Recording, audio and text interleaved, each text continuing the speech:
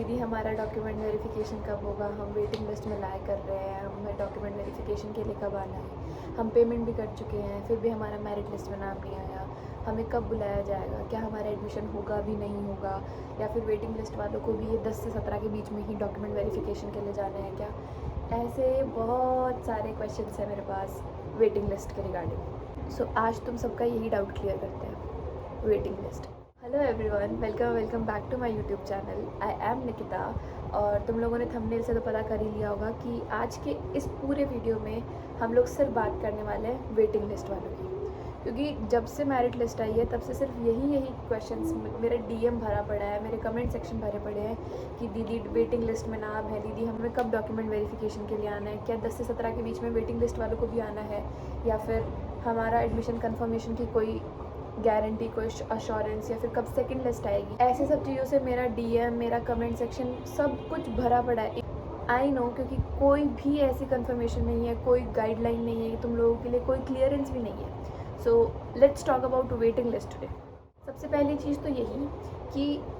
जो बच्चे मुझे ये बोल रहे हैं कि दीदी हमने पेमेंट कर दिया था, स्टिल हमारा वेटिंग लिस्ट में शो कर रहा है, तो अब हमारा एडमिशन कैसे होगा, कंफर्मेशन कहाँ से आएगी, क्या, कैसे, कब। तो उन लोगों के लिए मैं एक चीज़ क्लियर कर दूं कि आप लोगों का, जिनका भी नाम वेटिंग लिस्ट में है, आप लोगों का एडमिशन कंफर्म नहीं है।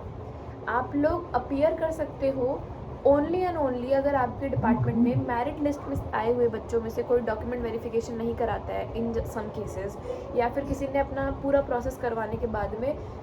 कहीं कुछ अच्छे इंस्टीट्यूट और अच्छे मिल गए, या फिर कहीं और कुछ भी रीज़न से उसने अपना एडमिशन कैंसिल करवा दिया, मतलब वहाँ वैकेंसी हो गई, तो ही वेटिंग लिस्ट वाले बच्चों को बुलाया जाता है। उनमें से भी स्पेसिफिक सभी बच्चों को नहीं आना होता है, कुछ स्पेसिफिक, जैसे कि अगर ओबीसी की कैटेगरी में किसी ने एडमिशन कैंसिल कराया है, तो जितने भी वेटिंग लिस्ट में ओबीसी की कैटेगरी के होंगे, रैंक वाइज उनको अप्रोच की जाएगी। एक एग्जांपल लेते हैं, सबसे ज़्यादा क्वेरीज मुझे आ रही हैं कार्डियोलॉजी डिपार्टमेंट की। तो मान लो कि कार्डियोलॉजी डिपार्टमेंट में कोई भी एक बच्चा है, उसने अपना पेमेंट किया, मेरिट लिस्ट में नाम आया, वो डॉक्यूमेंट वेरिफिकेशन के लिए भी गया, लेकिन डॉक्यूमेंट वेरिफिकेशन के बाद में मान लो कोई भी XYZ रीज़न था, उसका अच्छे इंस्टीट्यूट दूसरे में हो गया, या फिर कुछ घर के कुछ कंडीशंस, या फिर उसको कुछ नहीं कंटिन्यू करना, या फिर कोई भी रीज़न XYZ, उसने अपना एप्लीकेशन विड्रॉ करवा लिया, एडमिशन कैंसिल करवा दिया। तो अब क्योंकि वो बच्चे ने अपनी सीट छोड़ दी है, क्योंकि डिपार्टमेंट में फिक्स सीट्स होती हैं कि अगर 40 बच्चों की कैपेसिटी है डिपार्टमेंट के पास, तो वो 40 बच्चों की ही मेरिट लिस्ट निकालेगा, भले ही आप लोगों ने 400 ने अप्लाई किया हो, लेकिन 40 में से अब उस एक बच्चे ने अपनी सीट छोड़ दी है और वो ओबीसी कैटेगरी से है। तो अब जो वेटिंग लिस्ट में ओबीसी कैटेगरी है, उसमें से जो रैंक वाइज होंगे, वैसे डिपार्टमेंट उनको अप्रोच करेगा personally, may be by mail कर सकता है, मे बी बाय कॉल कर सकता है, जैसे भी करेगा वो डिपार्टमेंट आपको खुद से करेगा। अब ओबीसी की कैटेगरी में मान लो कि किसी और सबसे ऊपर एक बच्चा लाया कर रहा है वेटिंग लिस्ट में, उसके पास डिपार्टमेंट ने अप्रोच किया, सबसे पहले उससे पूछा कि आपको एडमिशन चाहिए या फिर आपको कहीं और मिल गया, या फिर जो भी सिनेरियो है। अगर उस बच्चे ने हाँ कर दी और डिपार्टमेंट में सिर्फ एक ही वैकेंसी थी, तो वो सीट उस वेटिंग लिस्ट वाले बच्चे को मिल जाएगी, और जो बाकी के स्टूडेंट्स हैं वो एक तरीके से अपना विड्रॉल डाल सकते हैं, क्योंकि जब डिपार्टमेंट में एक ही सीट खाली हुई थी और वो वेटिंग लिस्ट में से एक को मिल गई, तो वहीं पे उनका एडमिशन प्रोसेस कंप्लीट हो गया। अब मान लो कि पहले उस वेटिंग लिस्ट वाले बच्चे को उन्होंने अप्रोच किया और उसने मना कर दिया, तो फिर वो अगले बच्चे से पूछते हैं, ओबीसी ही कैटेगरी की, क्योंकि ओबीसी वाले ने सीट छोड़ी है, तो वो ओबीसी वाले को ही पूछेंगे कि क्या आपको एडमिशन चाहिए। अगर मान लो कि आप 5-6 रैंक, 7-8 रैंक पे भी स्टैंड कर रहे हो, तो फिर सिनेरियो ये बनता है कि आप लोग ये कह सकते हैं, प्रे करो कि अगर आप 7th रैंक पे हो, तो फिर आपसे ऊपर के जो 6 लोग हैं, अगर उनको डिपार्टमेंट अप्रोच करता है तो वो मना करे तो ही आपको कॉल आएगा या फिर मेल आएगा। So this is the scenario of spot round admission. दूसरी चीज़ ये पूछ रहे हैं कि स्पॉट राउंड वालों को कब तक कितना वेट करना होगा, तो उसके लिए आई विल सजेस्ट यू कि जितने भी यूजी के बच्चे हैं जिनका भी मेरिट लिस्ट में नाम आने के बाद में डॉक्यूमेंट वेरिफिकेशन चल रहा है, क्योंकि यूनिवर्सिटी ने ऑफिशियली ये इन्फॉर्म किया है, अनाउंस किया है कि 10 से 17 अगस्त के बीच में डॉक्यूमेंट वेरिफिकेशन होगा उन बच्चों का जिनका नाम मेरिट लिस्ट में आया है। तो 17 तक तो आप लोग मतलब 17 तक तो कोई भी चांसेस नहीं है कोई भी कंडीशन में कि आप लोगों को कहीं से कोई कॉल या मेल आएगा, क्योंकि 17 तक तो डिपार्टमेंट्स ही कंफर्म नहीं होंगे कि किस बच्चे ने एडमिशन लिया है मेरिट लिस्ट में से और किसने नहीं। तो 17 तक तो आपको बिल्कुल भी कोई इन्फॉर्मेशन नहीं होगी। 17 के बाद में आई गेस 2 से 3 दिन के बाद में डिपार्टमेंट को पता चलता है कि कोई बच्चा मान लो just in case physical reporting के लिए नहीं पहुंच पाया या फिर डॉक्यूमेंट वेरिफिकेशन नहीं करा पाया अपना 17 तक, तो फिर उसका जो एडमिशन होगा वो ऑटोमेटिक कैंसिल हो जाएगा। तो डिपार्टमेंट को भी एडमिशन प्रोसेस कंप्लीट होने के बाद में आई गेस 1 हफ्ता लग जाएगा ये पूरा एनालाइज करने में, या फिर मैं 1 हफ्ता में यहाँ मैक्स टू मैक्स बोल रही हूँ।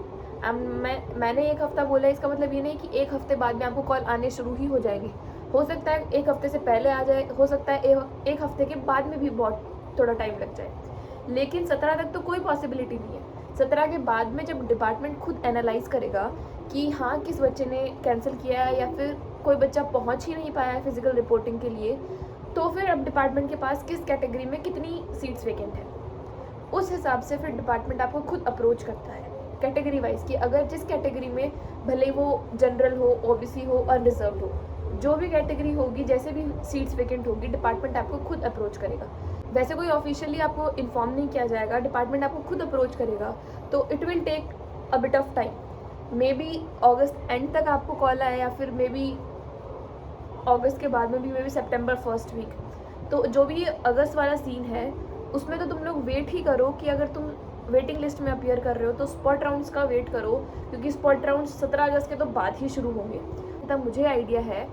अगस्त एंड तो आ ही जाएगा स्पॉट राउंड कंप्लीट होने में, क्योंकि मेरे बैच में मेरे एडमिशन के टाइम पे भी आई गेस 20 और 20+ डेज लगे थे। हमारी जो मेरिट लिस्ट वाले बच्चे थे उनकी क्लासेस स्टार्ट हो चुकी थी, लेकिन स्पॉट राउंड जो होते हैं वो बाद में कंटिन्यू चलते रहते हैं। जैसे कि हाँ अगर उस बच्चे ने मना किया तो नेक्स्ट को अप्रोच जाएगी, तो it will take a bit of time. और मेरे टाइम पे 20+ डेज में भी स्पॉट राउंड्स हुए थे सेशन स्टार्ट होने के बाद में। तो इतना तो कंफर्म है कि अगस्त एंड तो आ ही जाएगा स्पॉट राउंड्स के लिए। स्पॉट राउंड हम क्लियर कर चुके हैं कि स्पॉट राउंड एक्चुअल में होता क्या है। अब आता है कि स्पॉट राउंड वालों को डॉक्यूमेंट वेरिफिकेशन के लिए कब आते हैं। तो डिपार्टमेंट आपको जब भी जैसे भी अप्रोच करेगा और अगर आपने हाँ बोला है तो वो आपको एक टाइमलाइन देंगे कि आपको या तो इस डेट को या फिर इससे इस टाइम पीरियड के बीच में आपको रिपोर्ट करना है। रिपोर्ट करने का मतलब उनका यही होगा कि आपके जो भी रिक्वायर्ड डॉक्यूमेंट्स हैं वो ले जाके आप अपना डॉक्यूमेंट वेरिफिकेशन कराओ और आपका एडमिशन कन्फर्म हो जाता है। तो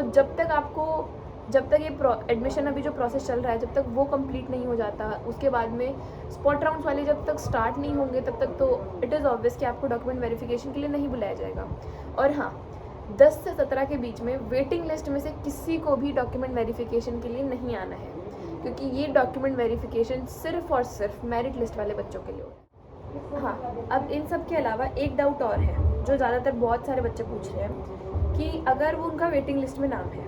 ठीक है, मान लो उन्होंने कार्डियोलॉजी के लिए अप्लाई कर रखा है और अब वो पूछ रहे हैं कि दीदी हमने कार्डियोलॉजी के लिए अप्लाई किया था, लेकिन अगर मान लो कि बायोटेक, बायोकेमिस्ट्री या माइक्रोबायो किसी भी डिपार्टमेंट में वैकेंसी होती है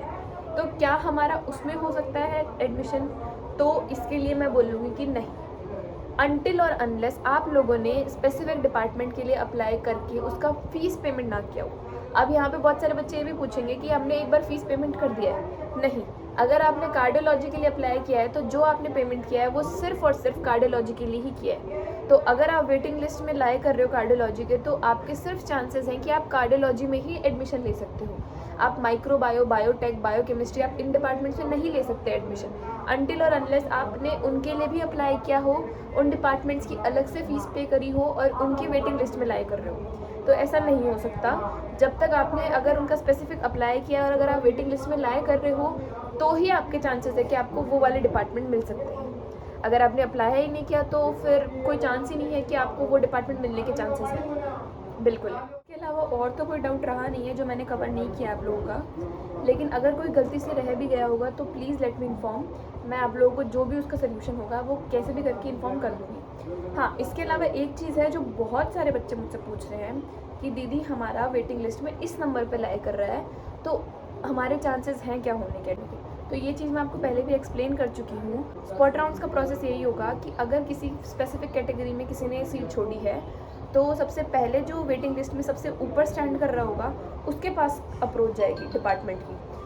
फिर अगर उसने मना कर दिया तो फिर दूसरे को, दूसरे ने भी मना कर दिया तो तीसरे को, तीसरे ने भी मना कर दिया तो चौथे को, ऐसे ये प्रोसेस चलता रहेगा। तो अब आप अपनी रैंक देख लो और इतना आइडिया तो सबको लग जाता है कि यार इतने बच्चे छोड़ेंगे या फिर इतने मना करेंगे, तो हैव एन आइडिया कि कितने बच्चे सीट छोड़ सकते हैं और कितने चांसेस है।